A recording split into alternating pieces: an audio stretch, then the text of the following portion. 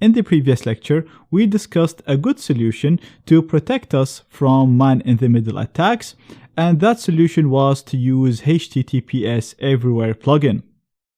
With this plugin, as seen earlier, we were able to force all HTTPS websites to always load over HTTPS.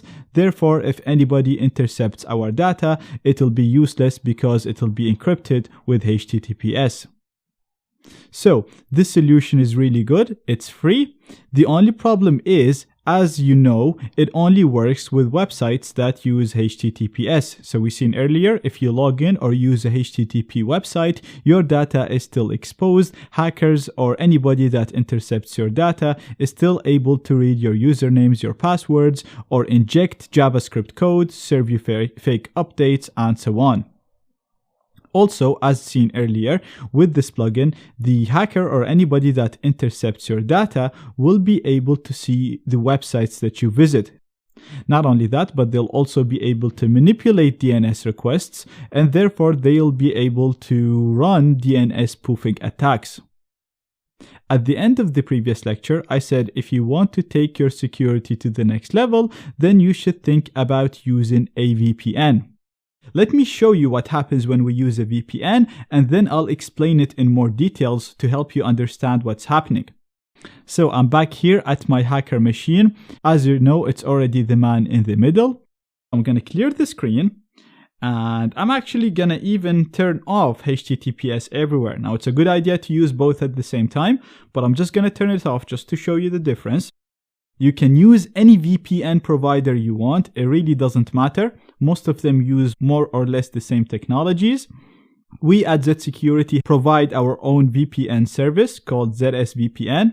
So I have it right here. It comes with no logs. We support all operating systems, Linux, Windows, OS X, Android, and iOS, and even Tails, which is a privacy-focused Linux distro.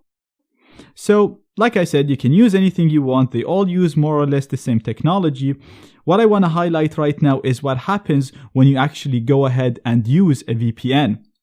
So I'm going to open my client and I'm going to connect to a server, one of these servers right here. And what this will do is it'll establish an encrypted tunnel between my computer and the VPN server that I just connected to. Therefore, right now, let me show you. Let's just start. I'll delete everything. And let's start by going to some websites. For example, we'll go to google.com. Then we'll go to bing.com. And then let's go to Stack Overflow and make sure it loads over HTTPS. Now, keep in mind, I am not using HTTPS Everywhere, but you'll notice that it'll still load over HTTPS. As you can see, we're not able to downgrade it.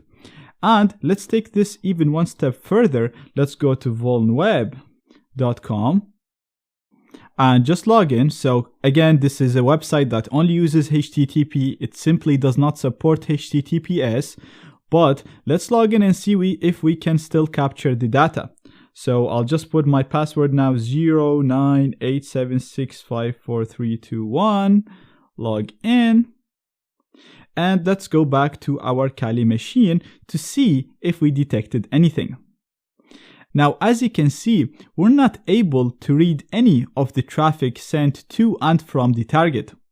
So with the case when we used HTTPS Everywhere, we were able to see at least the domains, the websites that the target visited, and we were able to see data sent over HTTP when we logged in to vulnweb.com. But in this case, as you can see right now, we can't see the username and the password even if they're sent over HTTP to vulnweb, and we can't see the domain names that the target visited. And the reason for this is because we are using a VPN, and like I said, a VPN creates an encrypted tunnel between our computer and a server, and all of our data will be sent through this encrypted tunnel. Let me explain this to you with diagrams to make it simpler. So in general, let's say you try to go to google.com. Your connection will pass through a number of hops, but at the end, it's going directly to google.com. Hence the red arrow indicating that this connection could possibly not be encrypted, therefore your data might be at risk. Now, when you use a VPN, you connect to a VPN server in a certain country, and when you do that, you create an encrypted tunnel between your computer and the VPN server. So let's say you want to go to google.com. That request will first be sent to the VPN server. Now, the VPN server will be able to read this, but the data is sent in an encrypted tunnel. Therefore, if anybody intercepts this data, they will not be able to see what you are sending to your VPN server. That's why we don't even care if someone manages to intercept our connection, because our data is simply gonna be gibberish to them, as you can see in here. Then, once the VPN server receives your request, it will forward it to the destination that you're requesting, and the response will follow a similar route. Now, because of this structure, because of the way that the data is always encrypted between you and the VPN server, using a VPN can be useful in so many scenarios, because it adds an extra layer of encryption. Therefore, it improves our privacy and anonymity in general. It allows us to bypass censorship, because let's say your internet service provider is preventing you from accessing certain services or certain websites. They will not be able to know what these websites and these services are, because again, the connection is encrypted and they won't even know what you're doing. All they'll see is that you're connecting to a server in some country. And last but not least, it will also protect us from hackers or anybody that intercepts our connection, again, because all of our data is encrypted. Therefore, we don't really care who intercepts this data. The data will be gibberish. Now, also because of this structure, you need to be careful when you pick a VPN provider, because this structure introduces the VPN provider as a man in the middle. So as you can see, we send everything to the VPN server first, and then it goes to the internet.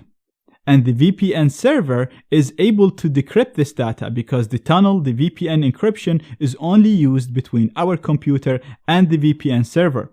So if the admin of the VPN server wanted to analyze your data and see what you send and receive, they will be able to do that. Therefore, you need to make sure that you pick a reputable VPN provider, a company that you can trust.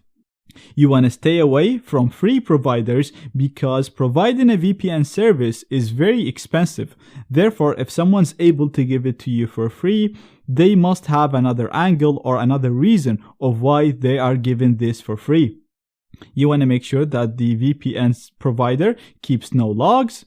And with all of that, you can use HTTPS Everywhere plugin with the VPN. If you do that, you will actually fix the problem of the data leaving the VPN server, because your data will be encrypted between your computer and the VPN server with 2 layers of encryption. First, using the VPN encryption, and second, using TLS because of HTTPS Everywhere. Then, data leaving the VPN server will be encrypted with 1 layer of encryption, which is the encryption enforced by HTTPS Everywhere. Therefore, even though the VPN provider is able to see your data and able to decrypt the encryption used in the VPN tunnel, they will still not be able to see your data, because it will still be encrypted with TLS. So this basically solves the problem of the VPN server being able to see your data, because at the VPN server, your data will still be encrypted with TLS. So, to summarize the 2 methods that we covered to protect our data from man-in-the-middle attacks, with HTTPS Everywhere, it's great, it's free. The only problem is it only works with HTTPS websites. The person intercepting the data will still be able to see the websites we visit, and they will still be able to run DNS spoofing attacks. Then we spoke about using a VPN, and with using a VPN, everything gets encrypted, so that's even better. None of the attacks that we talked about and that we covered in this course will work because everything gets encrypted. The only problem is it's not free. There are free services, but like I said, they're not great, so you shouldn't use them. Just don't use a VPN if you don't want to pay for it. The other problem with the VPN is that the VPN provider can't see your data, so you're introducing a man in the middle. But we can take this one step further and use HTTPS everywhere with a VPN. And with that, we're getting all of the benefits of using a VPN, so everything gets encrypted, protect us from all man-in-the-middle attacks, but without the problem of the VPN provider being able to see our data, because our data will be encrypted with 2 layers. Therefore, even the VPN provider will not be able to see what we send or receive because it'll still be encrypted with TLS. So the only downside to using HTTPS everywhere with a VPN is the fact that you have to pay for the VPN service.